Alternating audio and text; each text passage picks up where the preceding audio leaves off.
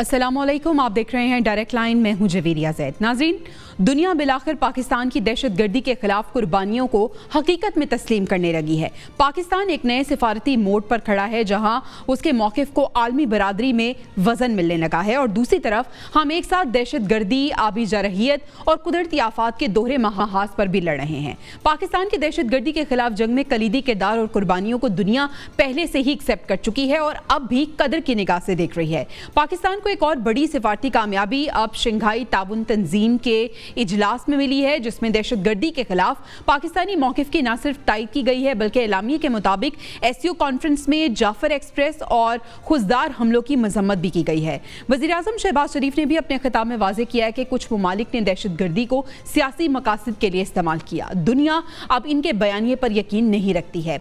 Jafar express समेत बलूचिस्तान में दहशतगर्दी में बाज़ मुल्कों के मुलविस होने के ठोस शवाहिद मौजूद है। हमारा मुल्क इस वक्त इन तमाम तर जो चैलेंजेस हैं उनको देख रहा है। इसके साथ साथ हमारे मुल्क में शदीद बारिशें भी चल रही हैं, ग्लोबल वार्मिंग है, क्लाउड बस्ट है और तबाहकुन सैलाब की लपेट में भी मुल्क है। पाकिस्तान में सैलाबी सूरत हाल की संगीनी ताहाल बरकरार है। दरियाए चनाब, रावी और सतलुज शदीद तुगयानी की जद में है। नेशनल डिजास्टर मैनेजमेंट अथॉरिटी ने इस्लामाबाद और पंजाब में आज से 3 सितंबर तक शदीद मूसलाधार बारिशों का अलर्ट जारी कर दिया है। सैलाब से पहले ही सैकड़ों देहात और बस्तियां सफ़े हस्ती से मिट चुकी हैं। अब तक तकरीबन 20 लाख से ज़ायद अफराद मुतासिर हो गए हैं। करोड़ों मालियत की फसलें भी सैलाबी पानी में बह चुकी हैं। भारत ने एक मरतबा फिर बगैर पेश की तला चनाब में पानी छोड़कर आबी दहशतगर्दी की है, जिससे हेड तरेमू पर इंतहाई ऊंचे दर्जे का सैलाब है। दरियाए रावी में भी तुगयानी बरकरार है, जबकि दरियाए सतलुज की बात करें तो यहाँ पे गजबनाक लहरें इर्द गिर्द के देहातों और फसलों को तहस नहस कर रही हैं। उधर दरियाए सिंध में भी सुपर फ्लड का खतरा बढ़ गया है। वज़ीर आला सिंध ने कच्चे का पूरा इलाका ज़ेरे आब आने का खदशा जाहिर कर दिया है और अभी की अगर हम बात करें तो शहर इक़्तिदार में भी इस वक्त तेज़ बारिश हो रही है। ओवरऑल सवालात ये होंगे कि एससीओ के हवाले से जब दुश्मन दहशतगर्दी को बतौर हथियार इस्तेमाल कर रही हैं तो क्या आलमी बरादरी अब इस खेल को रोकने में कामयाब होगी? पाकिस्तान एक तरफ दहशतगर्दी और दूसरी तरफ सैलाब और ज़लज़लों जैसी आफात में घिरा है। क्या हमारे इदारे और कौम इन चैलेंजेस का मुकाबला करने के लिए यकजा हैं? इन तमाम सवालों के जवाबात समझने और जानने की कोशिश करेंगे। पैनल मेरे साथ मौजूद है। डिस्कशन के लिए अपने पैनल का मैं आपसे तारुफ करा देती हूँ। आलम बरोही साहब साबिक सफ़ीर हमें ज्वाइन करेंगे और नासिर बेग चुगताई साहब हमारे साथ मौजूद हैं जो कि सीनियर तज्ज़ियाकार हैं।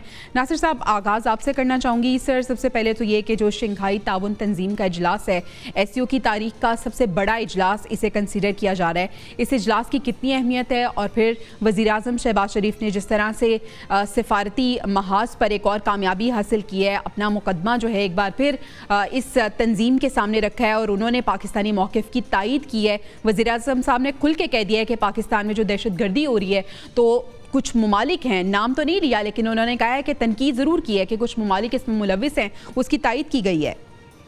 बहुत शुक्रिया आपका। यकीनी तौर पर बहुत इम्पोर्टेंट टॉपिक है। एम्बेसडर साहब तशरीफ़ रखते हैं, बता पाएंगे बहुत बेहतर। लेकिन जो मैं समझता हूँ कि जैसे पहलगाम जो है वो एक वाटर शेड था हिंदुस्तान के लिए, पाकिस्तान के लिए। उसमें जो 1 घंटे के बाद FIR कट गई और पाकिस्तान ने उसको एक्सपोज किया और साथ ही पाकिस्तान ने ऐलान किया कि वो किसी भी फोरम पर उसकी गैर वाबस्ता, गैर जानिबदार इंक्वायरी के लिए तैयार है। और उससे इनकार हुआ और बल्कि इनकार क्या हुआ ये बताया भी नहीं गया किसने किया, कहाँ किया, कब किया, कौन आया था, कहाँ से आया था और वगैरह वगैरह जो सबूत होते हैं। तो वो एक एक्सपोजर हो गया बहुत तगड़ा वाला और वो बार बार वो यही करते हैं और बार बार दुनिया ये कहती थी पाकिस्तान से कि डू मोर। पहलगाम के बाद ये नहीं हुआ। पहलगाम के बाद दुनिया खामोश हो गई और ये एससीओ वाली जो आज डिक्लेरेशन है वेरी इंपॉर्टेंट। बट इससे पहले अगर आप देखें तो 4 या 5 ऐसे बड़े इजलास हुए हैं वज़राए ख़ारजा के और वज़राए दिफा के, जहाँ से इंडिया वॉकआउट कर गया है बिकॉज उन डिक्लेरेशंस में Pakistani point of view accept किया गया और बाद में पहलगाम का नाम भी नहीं लिया गया, बाद में पहलगाम का नाम लिया गया और सिर्फ मजम्मत की गई। पाकिस्तान को नामजद नहीं किया गया जो इंडिया चाहता था, तो उस पर भारतीय वज़ीर दिफा भी और जयशंकर भी नाराज होकर उठ गए। आज भी यही हुआ है। आज का डिक्लेरेशन बहुत क्लियर है, और जाफर एक्सप्रेस का नाम बाकायदा मेंशन है, खुशदार का नाम मेंशन है, पाकिस्तान में टेररिज्म का नाम मेंशन है, हो रहा है, पहलगाम का नाम भी आया है। वो जाहिर है हमने भी उसकी मजम्मत की थी, जी। पहले रोज़ मजम्मत की थी हमने उसकी। तो अब ये कि हिंदुस्तान अकेला पड़ रहा है, उसको और अकेला करना चाहिए। बहुत अच्छी एग्रेसिव फॉरेन पॉलिसी है हमारी, हम लोगों से मिल रहे हैं, बेग साहब चलें, राब्ते बढ़ा रहे हैं। इस महाज पे तो हमने कामयाबी एक हासिल कर ली, लेकिन क्या पाकिस्तान को परेशान होने की ज़रूरत है, क्योंकि इंडिया और चीन की कुर्बतें बढ़ रही हैं?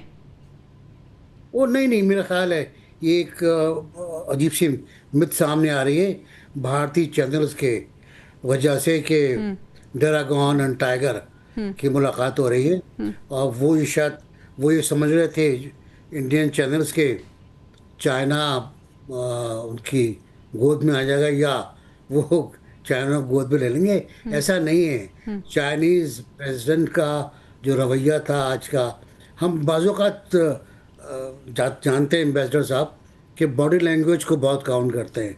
सही। बॉडी लैंग्वेज देखें ज़रा वहाँ पर प्रेसिडेंट शी की, प्राइम बेग साहब, मिनिस्टर आलम बरूही साहब ने हमें ज्वाइन कर लिया है, एक्स एम्बेसडर हैं। आलम बरूही साहब, एससीओ इजलास को किस तरह से आप देख रहे हैं, क्या इसकी इम्पोर्टेंस है, और जिस तरह से वज़ीर आज़म साहब ने पाकिस्तान का मौक़िफ़, पाकिस्तान का मुकदमा सामने रखा है, किस तरह से रीड करते हैं आप इसे? देखिए जी, जितने भी वहाँ पे इस वक्त जो मैंने नाम पढ़े हैं सरबराह ने ममलिकत जो आए हुए हैं, तो अगर आप देख लें तो पाकिस्तान के सबसे ज्यादा स्टेक्स हैं इस समिट में। वो इसलिए कि पाकिस्तान पहला मुल्क है जिसमें चाइना ने जो है इसमें जो इनिशियल जो प्रोजेक्ट्स थे वो शुरू किए, और फिर बहुत सारा इन्वेस्टमेंट जो है ना, बहुत सारी इन्वेस्टमेंट कर दी। और एक अंदाजा के मुताबिक हमारे मुल्क में इस वक्त चाइना के जो है ना समथिंग लगभग जो है ना $60 बिलियन के जो इन्वेस्टमेंट है, और कुछ प्रोजेक्ट्स और हैं। अब उसका सेकंड फेज शुरू होने वाला है, उसमें सेपरेट एक इन्वेस्टमेंट होगा, उसमें सेपरेट एक किस्म के प्रोजेक्ट्स होंगे। तो इस लिहाज से देखा जाए तो हमारे स्टेक्स सबसे ज्यादा हैं, और इसमें इंडिया के स्टेक्स इतने नहीं है, बल्कि नहीं है बिल्कुल। और अगर देखा जाए तो इंडिया ने इसको ज्वाइन इसलिए किया कि वो कहीं किसी फोरम पे भी पाकिस्तान को एज ए इंडिपेंडेंट वहां पे मेंबर या एज ए इम्पोर्टेंट मेंबर वो देखना नहीं चाहता। उन्होंने ज्वाइन तो कर लिया, और कई प्लेटफॉर्म है जिन पर उन्होंने इस तरह ज्वाइन किया हुआ है, और जहां इनकी ताकत चलती है, इनका कहना चलता है, तो वहां उन्होंने हमारी एंट्री रोकी हुई है। तो अगर आप कहें कि आप जो है ना अब G7 से जो 27 हो गया है, और ये जो ममालिक हैं या ब्रिक्स हैं, इसमें पाकिस्तान को आसानी से इंडिया दाखिल होने देगा, तो ये हमारी भूल होगी। तो इसलिए मैं कहता हूँ कि हम सबसे ज्यादा इम्पोर्टेंट जो है ये समिट हमारे लिए है, इसलिए पाकिस्तान को दूसरे मुल्कों की जो प्रोवोकेशंस है उनको नजरअंदाज करके अपने मौक़िफ़ को, अपने मकासद को हासिल करने की कोशिश करें। तो मैं नहीं समझता कि वज़ीर आज़म जिस तरह से पाकिस्तान का मौक़िफ़ सामने रख रहे हैं, पाकिस्तान का मुकदमा सामने रख रहे हैं, आपको लगता है कि बिल्कुल जस्टिफाइड है ये, और सही तरीके से अपना जो नज़रिया है वो पेश कर रहे हैं वज़ीर आज़म? जी देखें, एक चीज मैं आपको बता दूं कि इस वज़ीर आज़म की एक क्वालिटी ये है कि वो इंस्टीट्यूशनल जो मौक़िफ़ होता है, जो इंस्टीट्यूशनल स्टैंड बाय होता है, या जो इंस्टीट्यूशंस की ब्रीफ है उसके मुताबिक चलते हैं। अभी मैंने इसमें कभी भी इसके किसी विजिट में ये नोटिस नहीं किया कि वो फॉरेन ऑफिस की ब्रीफ को छोड़ के उसने अपने तौर पे कुछ इधर उधर की चीजें लगाई, क्योंकि इस तरह फिलबदी जब आप एक्सटेम्पोर बोलते हैं किसी भी सब्जेक्ट पे और वो भी समिट में, तो लाजिमन आपसे जहां पे 10 बातें सही होती हैं तो एक आध गलती भी हो जाती है। सही। तो इसलिए सरबराहान मुमलिकत जो होते हैं या हुकूमत होते हैं वो हमेशा अपने ब्रीफ के मुताबिक चलते हैं। इसी तरह जो हम एम्बेसडर्स होते थे वो हम भी बिल्कुल अपने ब्रीफ के मुताबिक जाते थे, एहतियात के साथ अल्फाज इस्तेमाल करते थे और देखते थे कि इसमें किसी की दिल आजारी न हो या हमसे कोई गलत बात न हो या आलम बरूर साहब, आपकी मौजूदगी का फायदा उठाते हुए मैं आपसे ये भी पूछना चाहूंगी कि एक तरफ हमने डोनाल्ड ट्रंप को देखा कि टैरिफ के मामले पर ट्रेड वॉर उन्होंने छेड़ी हुई है, दूसरी तरफ हम देख रहे हैं कि रूस, चीन और इंडिया इसका एक ब्लॉक बनता हुआ नजर आ रहा है। क्या आलमी मामलात में मगरबी ममालिक की जो अजारादारी है वो चैलेंज होने जा रही है? देखिए, पहली चीज ये है कि मल्टीलैटरलिज्म जो है इसकी हमें बहुत ज्यादा जरूरत थी। मतलब हमसे मुराद है इस दुनिया को। सही। जिस दिन सोवियत यूनियन टूटा था और एक सुपर पावर इस दुनिया में उभर के सामने आया, अमेरिका, तो उन्होंने यूनिलैटरलिज्म का रास्ता इख्तियार किया। जो मर्जी में आया वो कर दिया, न आलम बरोही का ख्याल, न किसी और का ख्याल, न पाकिस्तान का, न इंडिया का, जो मर्जी है वो कर दिया। तो इस तरह दुनिया के मामलात में बहुत सी पेचीदगियां पैदा हुई।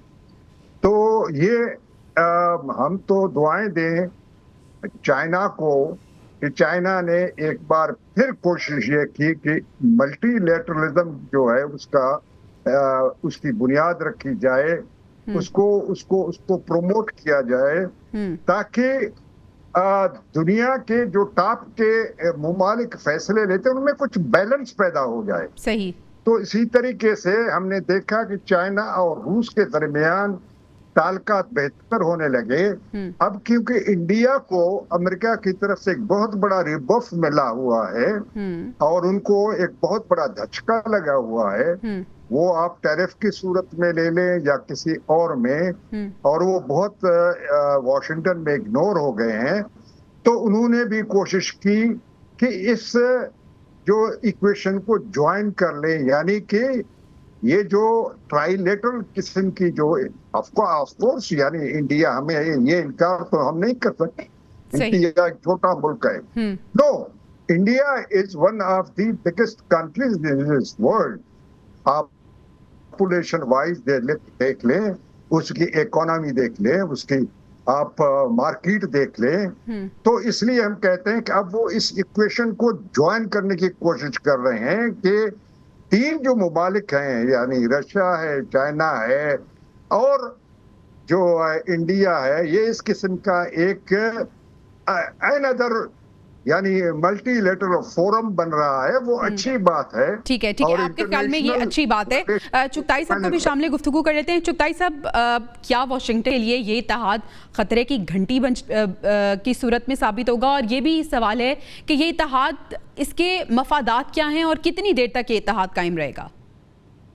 नहीं, मेरा ख्याल है इसका जो इत्तेहाद का मकसद है वो बहुत क्लियर था।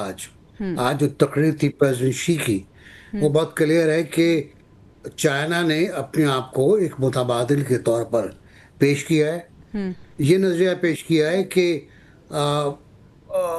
दुनिया बाइपोलर ना हो, मल्टीपोलर हो। मतलब एक दो मुल्क की अजारदारी ना हो, मईशत पे, तरक्की पे, समाजी बहबूद पर, या ताकत पे, या असलाह पर, या ताल्लुकात में एक या दो ना हो, कई मुमालिक हों। तो आप देखें गुज़श्ता दिनों में रूस की चीन से गुफ्तगू बहुत करीबी है, बहुत करीबी मुल्क हैं, आपने आज देख भी लिया होगा। और रूस के अमेरिका से ताल्लुकात, आज प्रेसिडेंट पुतिन ने खुल के बात की है कि अमेरिका ने हमें रास्ता दिया है यूक्रेन से अमन के लिए, तो ट्रिब्यूट पेश किया है। वो ताल्लुकात रूस, चीन और चीन की लिए अमेरिका के तारीफ़ी अल्फाज, टैरिफ के मसले पर, पॉलिसीज़ के मसले पर, ये सब ये बता रहे हैं आपको कि दुनिया में एक नया निज़ाम बनने जा रहा है। ऐसा निज़ाम बनने जा रहा है जहां अमेरिका इसमें इंटरेस्टेड बिल्कुल नहीं है कि वो एक बड़ी ताकत हो, वाहिद ताकत हो। वो इस वक्त, बात की बात अलग है, सिर्फ ट्रेड की बात कर रहा है। अभी हिंदुस्तान ने जो अमेरिका को ऑफर की थी चोरी छुपे कि आइए हम आपका टैरिफ ज़ीरो कर देते हैं, आधे घंटे पहले की बात है, प्रेसिडेंट ट्रंप ने उसको रिफ्यूज़ कर दिया है और ये कहा है कि ये ऑफर हमें कई साल पहले होनी चाहिए थी, आज क्यों? और बहुत कमा लिया हमसे। तो मेरा अपना ख्याल ये है कि इस वक्त हिंदुस्तान खसारे में है। अच्छा। और बिल्कुल बड़ा मुल्क है वो और सब उसको रेस्पेक्ट भी देते हैं, लेकिन अब उसकी ब्लैकमेलिंग में कोई नहीं आने वाला। अब उस ये पाकिस्तान के लिए यानी एक अजारादारी जो उसने कायम की हुई थी अब वो मजीद नहीं चलेगी। लेकिन बरोही साहब, जिस तरह से इन बातों का कंक्लूजन हम निकालें तो वो ये है कि खित्ते में ताकत का तवाजुन बदलने वाला है इन एनी केस। क्या पाकिस्तान इसके लिए तैयार है? जी बिल्कुल तैयार है पाकिस्तान, मेरा ख्याल है, और तवाजुन बदल रहा है। और हमने ये भी देखा कि इस तवाजुन के बदलने की वजह से वाशिंगटन में भी हवाओं का रुख बदल गया है और पाकिस्तान एक खित्ते में एक ऐसी जगह पे वाक़या है जिसको नज़रअंदाज करना किसी भी पावर के लिए, किसी भी इक्वेशन के लिए या अलाइनमेंट के लिए मुश्किल है। सही। आप देखें कि पाकिस्तान इस वक्त साउथ एशिया में तो है ही, लेकिन साउथ वेस्ट एशिया के एक बिल्कुल एक लिहाज से माउथ पे बैठा हुआ है, उधर से सेंट्रल एशिया है और ये बहुत इम्पोर्टेंट वो हैं रीजन्स हैं किसी भी सुपर पावर के लिए, किसी भी अलाइनमेंट के लिए। आप साउथ वेस्ट एशिया में देखेंगे Afghanistan, Iran, and then if you go further तो मिडिल ईस्ट और फिर सेंट्रल एशिया तो वो आपको ऑयल, गैस और रिच मिनरल जो है ना, वो there are rich countries. Cotton वहाँ पे है, कॉपर वहाँ पे है, गोल्ड वहाँ पे है, ऑयल वहाँ पे है और गैस वहाँ पे है और ट्रिलियंस के हिसाब से। तो ये इतने इम्पोर्टेंट रीजन्स को नजरअंदाज करना और उस रीजन में जो माउथ पे बैठा हुआ है उस कंट्री को नेग्लेक्ट करना, इट इज नॉट पॉसिबल। इसलिए पाकिस्तान के पास ऑप्शंस बहुत हैं, बहुत अच्छे अच्छे कार्ड हैं, लेकिन हमारी जरूरत सिर्फ इतना है कि अपने इन कार्ड्स को जरा हम बहुत बहुत शुक्रिया आलम बरोही साहब, आपने बहुत इम्पोर्टेंट बात की है कि पाकिस्तान के पास ऑप्शंस बहुत ज़्यादा हैं, लेकिन अब ये पाकिस्तान पर डिपेंड करता है कि वो कौन सी ऑप्शन जो है वो ऑप्ट करता है। हमारे साथ साबिक सफ़ीर आलम बरोही साहब मौजूद थे, नाजिर बेग साहब हमारे साथ ही मौजूद हैं, लेकिन शुक्रिया अदा करना चाहूँगी आलम बरोही साहब का। और अब हम बात करेंगे मुल्क में जो मौसमियाती तब्दीलियों के हवाले से सूरत हाल क्रिएट हुई है, फ्लडिंग है, बारिशें हो रही हैं। शहरी इक़्तिदार की अगर हम बात करें, जुड़वा शहरों की अगर हम बात करें तो यहाँ पे मुसलसल बारिश हो रही है, बल्कि मूसलाधार बारिश हो रही है। यहाँ पे क्या सिचुएशन है, ताज़ा तरीन जान लेते हैं। साकिब सैयद हमारे नुमाइंदे हमारे साथ मौजूद हैं। साकिब, कहाँ पे आप मौजूद हैं इस वक्त, क्या मनाजिर आप देख रहे हैं, बारिश की क्या सूरत हाल है और क्या प्रिडिक्ट किया जा रहा है आइंदा 24 घंटों के लिए? जी देखिए, जहाँ पे मुल्क भर में मूसलाधार बारिश की वजह से, सैलाब की वजह से पंजाब के जो इलाके हैं, इसके साथ साथ खैबर पख्तूनख्वा के बाज़ इलाके जो हैं वो काफ़ी मुतासर हुए हैं, जहाँ पे जानी नुकसान भी हैं, वहाँ पे घरों में पानी दाखिल हो के माली नुकसान भी हुआ है। आज चूँकि इस्लामाबाद में और रावलपिंडी में मूसलाधार बारिश की वजह से ज़िला इंतज़ामिया और DC इस्लामाबाद की जानिब से जो है हाई अलर्ट जारी किया गया था और मुसलसल अपने जो असिस्टेंट कमिश्नर्स हैं और साथ साथ जो मजिस्ट्रेट हैं उनको हिदायत जारी की गई थी कि आप मुसलसल जो है फील्ड में रहें ताकि किसी किस्म का कोई नुकसान, जानी नुकसान या माली नुकसान ना हो। अगर बात करें मुख्तलिफ इलाकों की तो आज मुसलसल बारिश की वजह से जो है जी सेक्टर जो इस्लामाबाद का है वो काफ़ी मुतासिर हुआ है। तकरीबन अब से 2 से 3 घंटे पहले जो है G11 का जो सेक्टर है वहाँ भी पानी जमा हुआ, जिसकी वजह से गाड़ियाँ जो है वो डूब गई थी। इसके साथ साथ G8 का इलाका है वहाँ पे भी काफ़ी गाड़ियों को नुकसान हुआ। इसके अलावा H8 का जो इलाका है वहाँ पे तकरीबन 99 मिलीमीटर पानी जमा हुआ था। इसके साथ साथ जो है इस्लामाबाद के जो ई सेक्टर है वहाँ पे भी थोड़ा बहुत नुकसान हुआ है, लेकिन ज़्यादा नुकसान नहीं हुआ। चूँकि ज़िला इंतज़ामिया ने पहले हमने ही से देखा था कि predict जारी किया हुआ था, हाई कल अलर्ट शहर इक़्तिदार में ज़लज़ले के झटके भी महसूस किए गए, अब मूसलाधार बारिश भी हो रही है।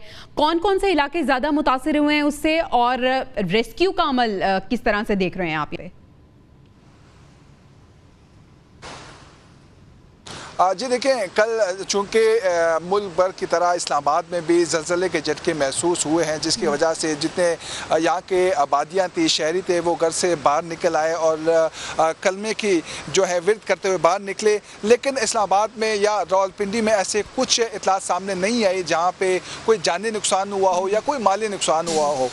चूँकि जिसके बाद आज बारिश मुसलसल मौसलाधार बारिश जो है चलती रही, जिसकी वजह इस्लामाबाद के जो आपको मैंने बताया कि जी सेक्टर में भी जो है जहाँ पे मुख्तलिफ मरकज़ हैं वहाँ पे पानी जमा हुआ, जिसके बाद पानी को नुकसान हुआ। चूँकि इस वक्त पे चीफ ट्रैफिक ऑफिसर भी फील्ड में मौजूद हैं ताकि इस्लामाबाद में जो है वो जो ट्रैफिक रवानी है वो बरकरार रहे। इसके साथ साथ इंतजामिया के जो अफसरान हैं वो मौके पर मौजूद हैं। तसल्ली बख्श है। जी देखिए, इस्लामाबाद और रावलपिंडी में काफ़ी फ़र्क है। इस्लामाबाद में नकासी आब का अमल जो है वो काफ़ी बेहतर है, चूँकि यहाँ पे चूँकि मुसलसल बारिश के बाद जो है तकरीबन 1 से 2 घंटे पानी रुका होता है, चूँकि यहाँ पे पुल जो है पुल के नीचे पानी सख्त जमा होता है, जिसकी वजह से कुछ रावलपिंडी चूँकि नालालई का जो मकाम है, नालालई क्योंकि इससे कबल भी जहाँ पे बारिश होता है वहाँ पे जो है पानी बिपर आता है। चूँकि इस वक्त पे गौल मंडी के मकाम पर 13 फुट तक पानी जमा हुआ था, जिसकी वजह से रावलपिंडी ज़िला इंतज़ामिया वासा ने जो हाई अलर्ट जारी कर दिया गया था और करीबी जो लोग थे उनको भी हाई अलर्ट जारी किया गया ताकि आप अपने मकानात जो है वो टेम्परेरी तौर पर अपने खाली करवाएं। क्योंकि यहाँ पे मुसलसल बारिश हो रही है तो अपने आप को भी आप महफूज मकाम पर ले जाइए। आपसे वक्तन फवक्तन अपडेट्स लेते रहेंगे, प्रोग्राम में भी और न्यूज़ में भी आपकी हम खिदमत हासिल करते रहेंगे। नासिर साहब, इस्लामाबाद की सिचुएशन आपने देखी है, जिस तरह से साकिब भी हमें बता रहे थे कि इस्लामाबाद और रावलपिंडी दो मुख्तलिफ सिचुएशंस यहाँ पे हम देख रहे हैं। इस्लामाबाद में निकासी आपका सिस्टम कदरे बेहतर है, लेकिन रावलपिंडी में ऐसा नहीं है। आप किस तरह से देखते हैं? क्या आप इंतज़ामात से मुतमिन हैं जो ज़िले इंतज़ामिया या हुकूमत की तरफ से किए गए हैं, और मानसून का जो स्पेल है और क्लाइमेट चेंज को ओवरऑल आप किस तरह से रीड कर रहे हैं इस बार? अच्छा, दो बातें जवेरिया की, एक मौसमियाती तब्दीली है और एक बदनज़मी है, सही, या आप कह लें कि रूल्स की खिलाफ वर्जी है।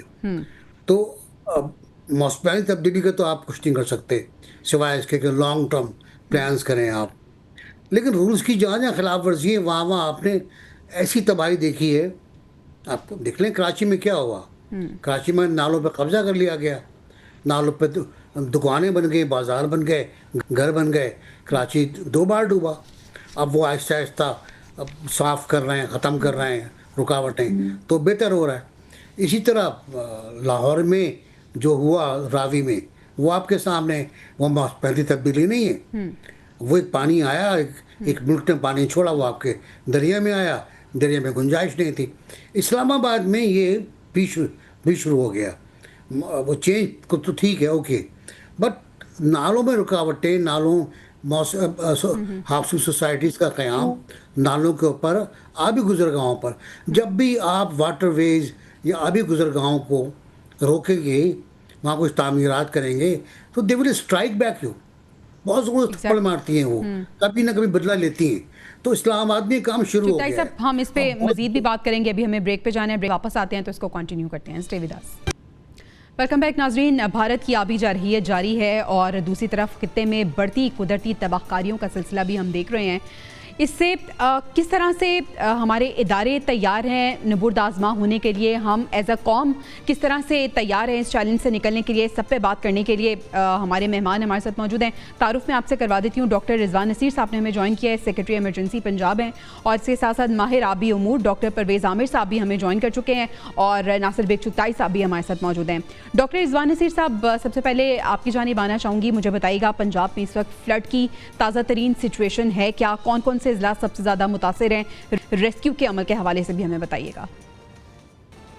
जी, जैसे ही हमें इंडिया से फ्लड की वार्निंग मिली तो फौरन जो है फ्लड की कैबिनेट कमेटी की मीटिंग हुई और उसमें एक चीज पे इत्तेफाक किया गया कि जी ये जो है हम जो जितना भी दरिया का बेड का एरिया है we to get this cleared, ताकि कोई भी अमवात ना हो। जो नेचुरल इसका पैसेज है उसको हमें क्लियर करना है, और वो एक टाइमली डिसीजन की वजह से एक हमने जितनी बड़ी, मैं समझता हूँ, इवैक्यूएशन की है वो प्रॉब्ली अभी तक हिस्ट्री के अंदर नहीं हुई होगी। हम नॉर्मली एक दरिया होता था, इंडस में था, या 2 साल पहले सतलुज के अंदर हुआ। इस बार बैक वक्त जो है वो चिनाब, रावी और सतलुज के अंदर इतना बड़ा, तीनों में सैलाबी सूरत हाल पैदा हो जाना, वो एक बहुत बड़ा चैलेंज था हमारे लिए। और वही वहां पे रेस्क्यू ऑपरेशन कंडक्ट करना भी एक चैलेंज था। तो अब तक हमने तकरीबन, हमारी इस वक्त 800 से ज्यादा बोट्स जो है वो पूरा ऑपरेशन के अंदर जो है वो हिस्सा ले रही है। तो 3,500 रेस्क्यूअर है, और अब तक जो जिला इंतजामिया और सबके साथ मिलकर पहले हमने जितना जितना था, जो लोग निकल सकते थे उनको निकाला, और उसके अंदर अब तक 9 लाख से ज्यादा लोगों को जो है निकाला जा चुका है। एंड में जो लोग रह गए और छुप गए या कहीं और नहीं थे, और एंड में उन्होंने कहा जी पानी तो इतना आएगा ही नहीं, और जब बहुत ज्यादा हुआ तो 1,60,000 से ज्यादा हमने बोट्स के ऊपर भी जो है वो इवैक्यूएशन की, वो भी, और बेड़े भी, जितना भी हमें रिसोर्सेज मिल सकते थे उन सबको हमने जो डिप्लॉय किया। तो ये सारा का सारा प्रोसेस हुआ। उसमें 6 लाख से ज्यादा एनिमल्स को भी वहां पे निकाला गया, बिकॉज नॉर्मली ग्रेजिंग के लिए इतनी जगह दरिया में होते हैं, तो वहां से निकाला, जिसकी वजह से अल्लाह ताला का शुक्र है कि उस तरह से जो अमवात अगर हम ना निकाल सकते तो जो होती वो बहुत बड़ा नंबर होना। तो ये पहले से तैयारी थी। आपको पता है डॉक्टर साहब, और इसके लिए हम आपको अप्रिशिएट भी करते हैं। डॉक्टर रिजवान बताएगा कि रेस्क्यू ऑपरेशन के लिए कितनी फोर्सेस और वसाइल को मुख्तस किया गया है? जी, इस वक्त हमारी को 800 से ज्यादा किश्तियां, और जो भी कोई बड़े बेड़े के उस बड़े जानवर निकालने के लिए फिर हमें वो इस्तेमाल करना पड़ता है, छोटे जानवर किश्तियों में आ जाते हैं, तो उनको हम साथ साथ इस वक्त यूज कर रहे हैं। और तमाम जो भी वसाइल अवेलेबल है इस वक्त उनको जो है वो रोएकार लाया जा रहा है, ताकि हम मैक्सिमम लोगों की हेल्प कर सके और मदद कर सके। तो 3,500 रेस्क्यूअर है, और बाकी भी जितने शोबे हैं जहाँ से निकाल के लाते हैं, आगे तमाम जो वहाँ के स्कूल हैं उनको मुख्तस किया गया है, ताकि वहाँ पे लोग आके कुछ रह सके। ज्यादातर लोग जो सैलाबी इलाके में रहते हैं उनके वहाँ पे डेरे होते हैं, और फिर पीछे वो रिश्तेदारों के पास चले जाते हैं। तो ये जो है वो फैसिलिटीज, और वहीं पे फिर हेल्थ की, और वहीं पे फिर उनको खाने का भी जो है वो सामान जो है वो दिया जा रहा है, ताकि वहाँ पे जो है जो भी जाते हैं वहाँ पे हेल्प लेते हैं, और वहाँ पे उनको टेम्परेरी रहना पड़ता है, तो उनको, ताकि वहाँ पे फूड और बाकी फैसिलिटीज भी दी जा सके। एनिमल्स के लिए भी है। बट आप ये देखिए कितना बड़ा है, बराला के ऊपर तकरीबन 9 लाख का क्यूसेक का आना, एक सैलाबी से सूरत हाल पैदा होना, जो कि फिर नीचे खान की नादराबाद में फिर हमें ब्रीच करना पड़ा। और इसी तरह चिन्नौर से होता हुआ त्रिमू के ऊपर आज था 5 लाख से ज्यादा, जहां में अभी मैं वहीं से आ रहा हूँ। और इसी तरह रावी के अंदर जो आप सोचे वो नाला बन गया हुआ था, और उसने अब जो 2 लाख जो है वो ऊपर गया, और बहुत बड़ा जो था 2 लाख से ज्यादा परसिस्ट करता रहा 2 दिन। उसके बाद अब वो नीचे बल्लो की, और उसके बाद आगे जो है वो सिद्धाई पे जा रहा है, आने वाला एंटर करेगा।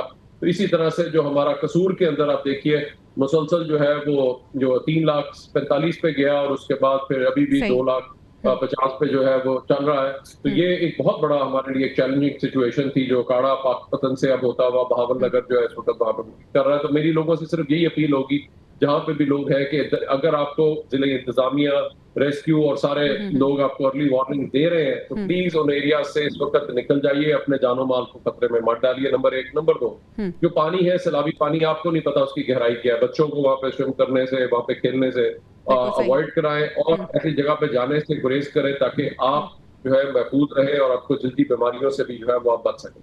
ठीक है डॉक्टर साहब, नासिर बेग चुगताई साहब भी हमारे साथ मौजूद हैं। चुगताई साहब, एक तरफ हमने देखा कि की तरफ से आबी जारहियत का सिलसिला मुसलसल जारी है, दूसरी तरफ से हमारा रेस्क्यू का अमल भी बहुत अच्छे से चल रहा है, लेकिन सर कोताही आखिर कहाँ हुई है, आपको क्या लगता है?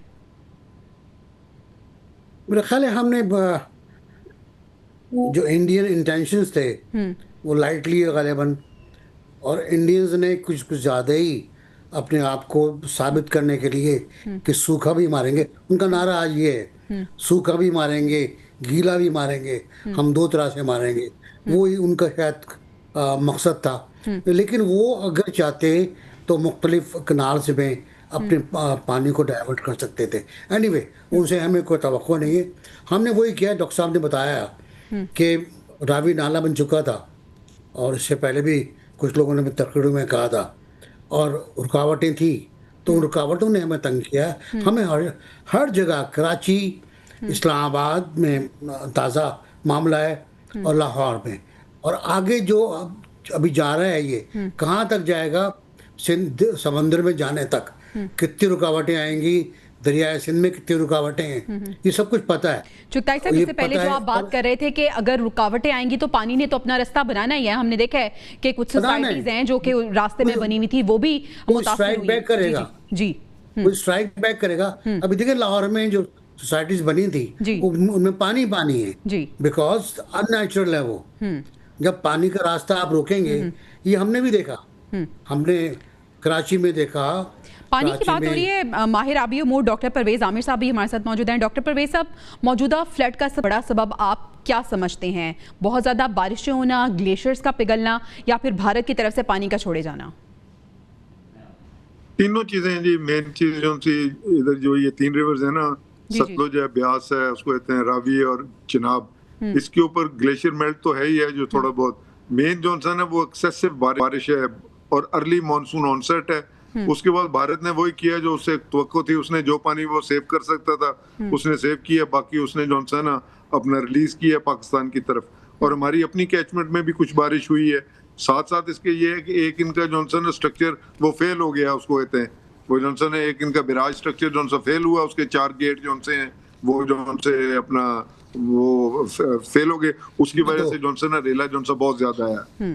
तो ये मैच में तो ये तीनों अवामिल जो है ना इकट्ठे होकर आ रहे हैं। दूसरी टेम्परेचर राइज है जी बहुत सीवियर किस्म की, ये पूरे के पूरे ऊपर जो है ना हिंदू का शमालिया और कराकुरम में तीनों में जो है ना एक्सट्रीम टेम्परेचर राइज है, जिसकी वजह से ये ज्यादा ग्लेशियर भी मेल्ट हो रहे हैं।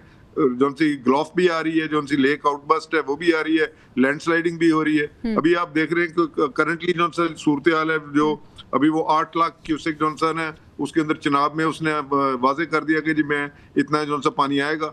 हम तो आगे जो है त्रिमू हेड के ऊपर, मैं आज त्रिमू हेड के ऊपर ही था, तो वहाँ की जो सूरत हाल है वो ऑलरेडी 5 लाख साढ़े 5 लाख के ऊपर जो है रिलीज हो रही है। 8 लाख का पीछे से और देंगी तो वो तो जो है ना बहुत सारी सीरियस सिचुएशन पाकिस्तान के लिए डेवलप हो रही है।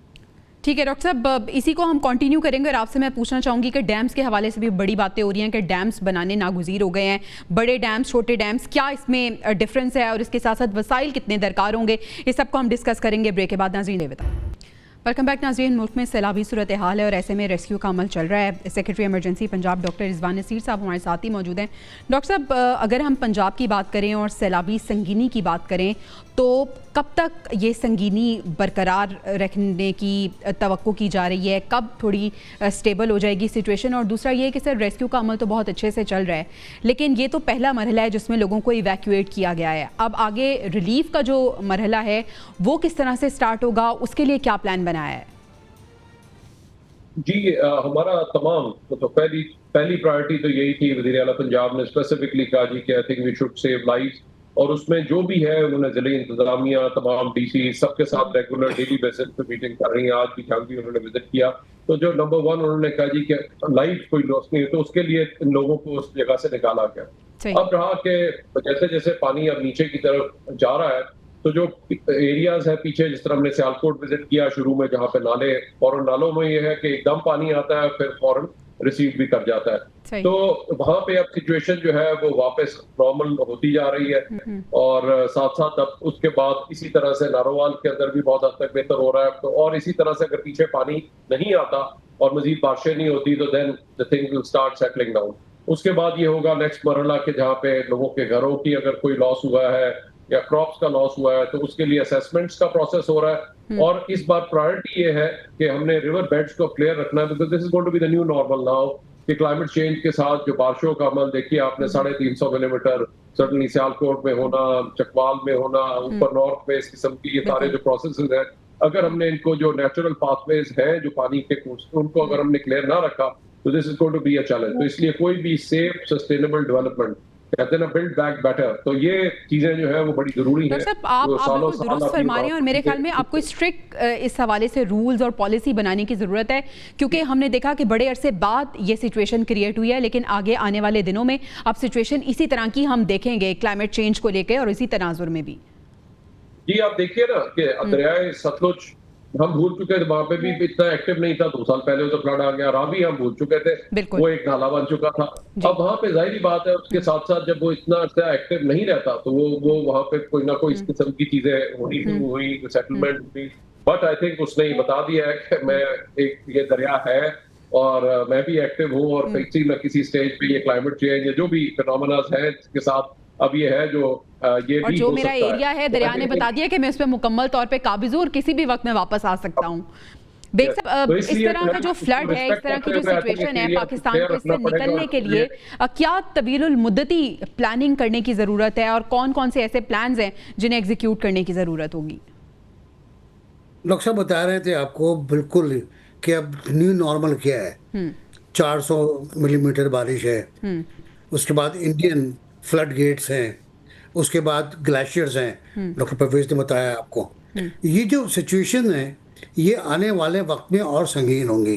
खैबर पख्तूनख्वा आपने देखा होगा, वहाँ की बारिश देखी होगी, वहाँ का सैलाब देखा होगा, वहाँ से पहाड़ों से बरसते हुए पत्थर देखे होंगे। और न्यू नॉर्मल वहाँ क्या है? कीचड़, गोल्फ कहते हैं गालिबन उसको।